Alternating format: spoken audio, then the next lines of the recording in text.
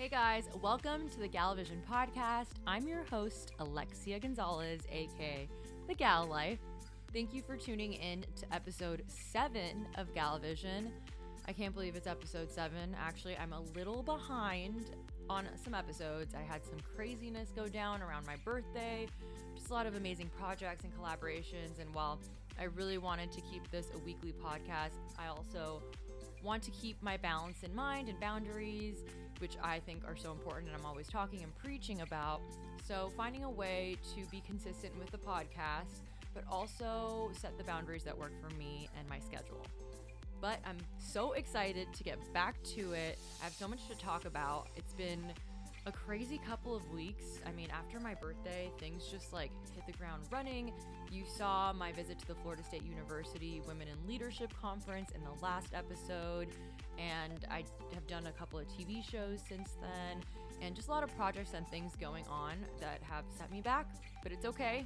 Back on track, back to the routine and our consistent broadcast of the GALA VISION podcast. Just thank you for listening and tuning in. I can't believe we are almost in April. It's almost a year from my wedding, my 1-year anniversary, April 8th. Which makes me so sad. I can't believe it's been a year. That was the best weekend of my life. I think the next episode will be all about the wedding, but time flies like that. Time really just flies by.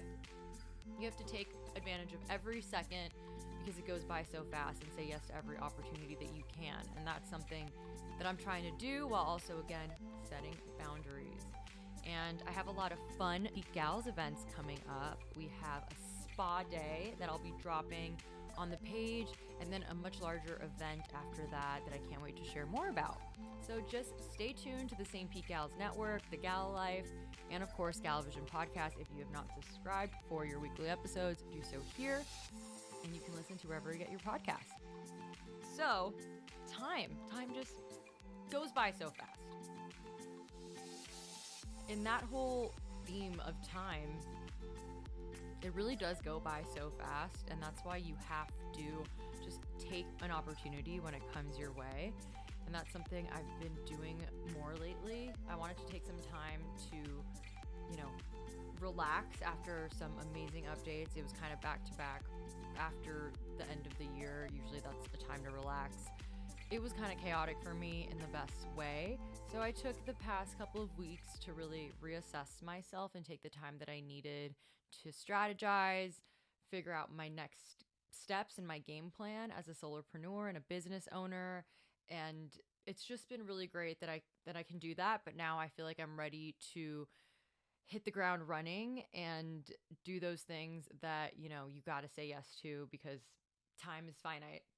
So I'm saying yes to all the opportunities, yes to everything. I had a great happy hour meeting with another pretty big local content creator here in Tampa Bay yesterday, and we had some great conversations and wonderful insight, and just talking about the influencer and content creator industry. I personally hate the word influencer. I understand the fact that someone that does what I do provides influence in decision making, which is a big part of it.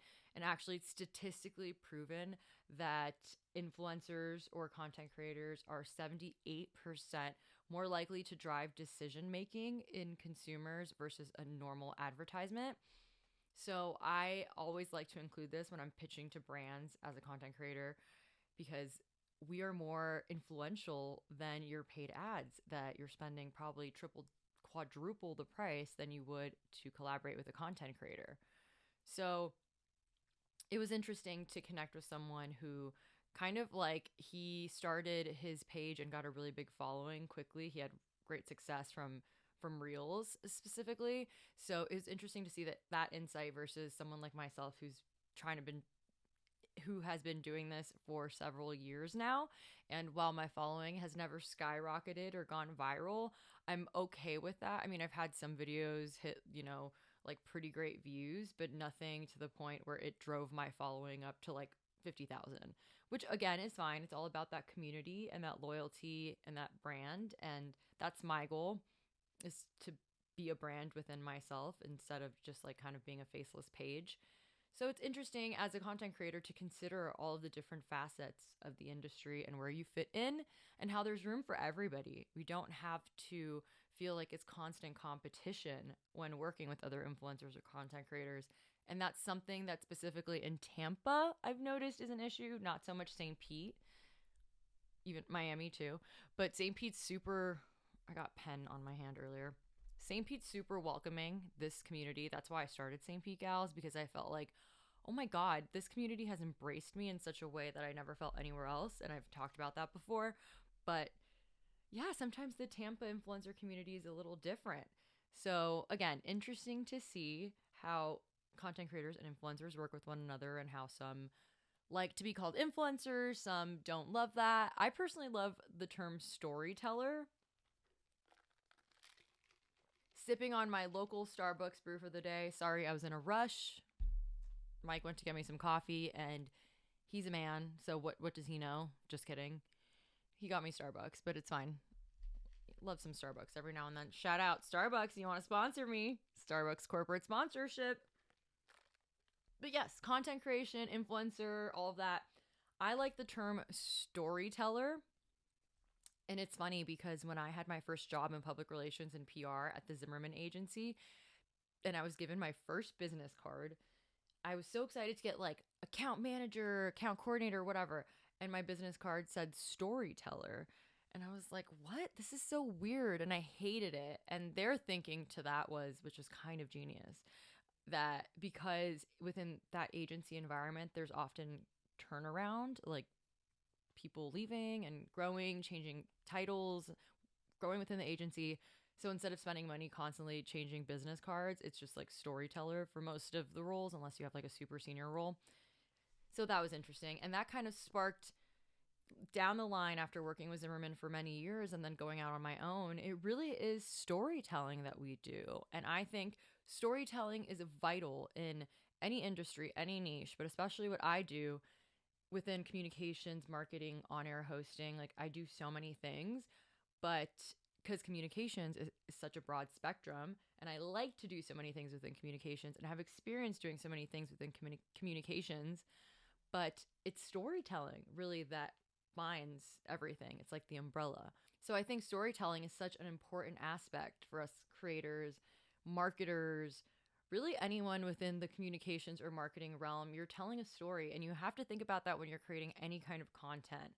And yes, I'm sure you've seen influencers and creators who don't really tell a story. It's just like random posts that are successful because they have larger followings already.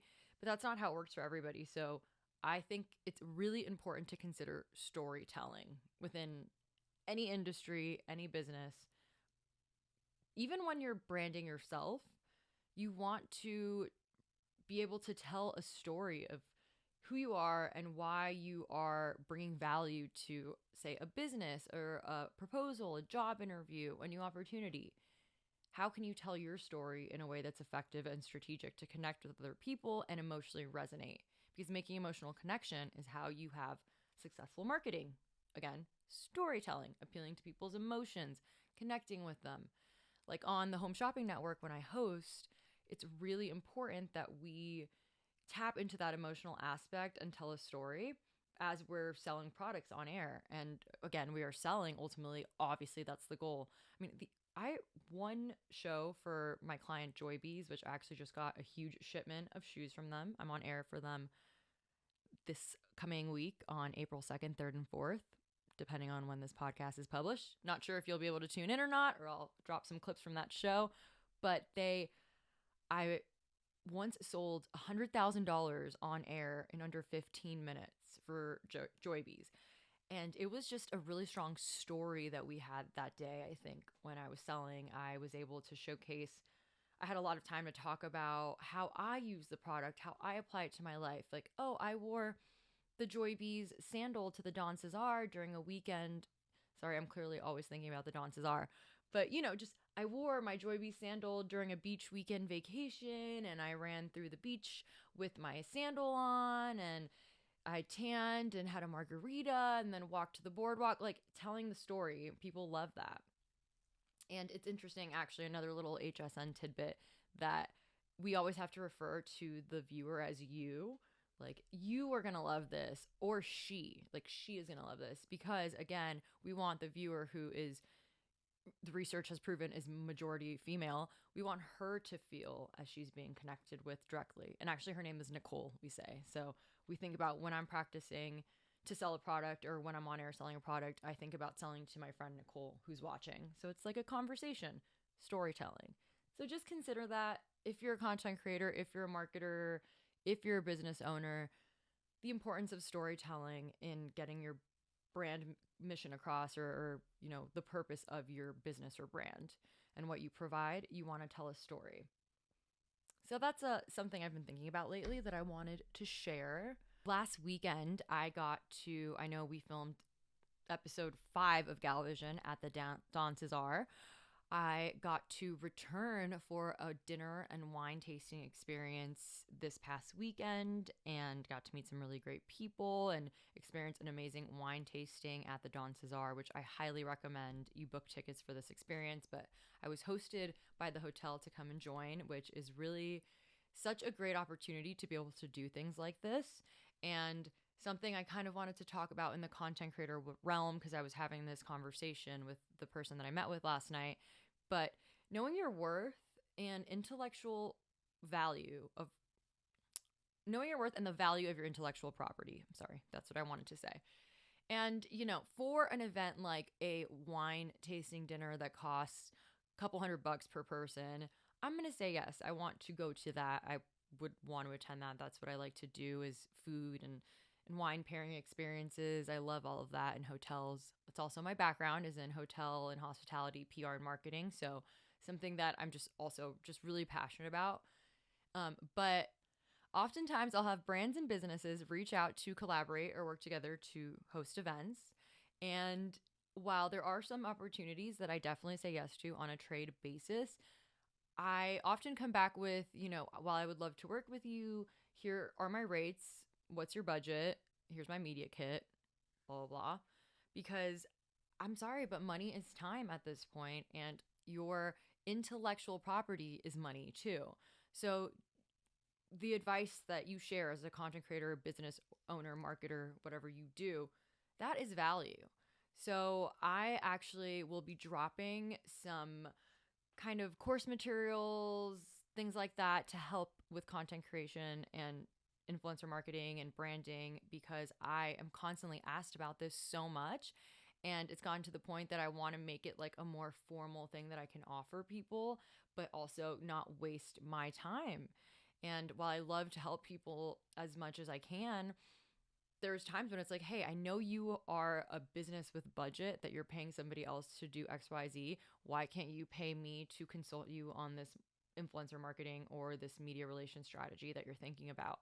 So that's something when I talk to influencers and creators and I tell them that I make money as a content creator and that I do things on a trade basis. Of course, I don't think I'm above anything, but this is what I do for a full time. Like, I understand there are creators who also have full-time jobs and like work for a corporate business, and they kind of do this on the side to get free dinners and free experiences, which that's awesome. I wish I could have that mindset. But for me, it's become more than a passion project and now part of what I do for my livelihood. So it's tough to say yes to every opportunity on a trade basis as much as I want to. And I feel really bad because I want to work with every business that reaches out to me, but I just can't because I don't have the time and I need to make money. I need to pay my bills. So I will be kind of sharing more on how I can help you grow in that sense, but always remember that you're a brand and your value, what you offer is valuable and it's intellectual property, even if it's just advice. If it's content, that's another level. You definitely should be getting paid for that. But if you're offering advice and intellectual property and insight to businesses, more so than like a quick meeting, if they're really trying to pick your brain and you need to be like, here's my hourly call charge. Like, that's just it. Time is money, people. Money is time. Time is money. We're all here to survive. We're all, trying to help one another. And it just kills me when influencers or content creators get a bad rap for asking for money. I have so many friends who have told me that they like struggle when they bring that up. And it's like, then move on. There are a million businesses with the budget and the consideration that your content and your marketing skills are valuable. And that's why they're looking for people outside of their own company to support. So just keep that in mind. I mean, last year, on my own, it was my first full year of the Gala Group. I made more than $100,000 completely by myself. And yes, I had many PR clients and things like that. It wasn't all content creation and hosting, but I made a good bit of it through content creation and hosting. And I had many less followers than I do now. And it's not like, again, I have a ton of followers now, but you got to be strategic, and high quality content is really important too. If what you're delivering is high quality, that's valuable. So just keeping all these things in consideration, because you are worth money, you are worth value, and we're all here to survive and yes, help each other, but we got to pay bills. So content creation, be smart, be a brand. You are a brand. You have to consider that even if you're not a content creator, even if you're not an influencer, whatever, even if you work full time for a business, you are a brand and an extension of that brand. And we are all a walking billboard for whatever we do at this point, because we're all trying to connect and grow and make money.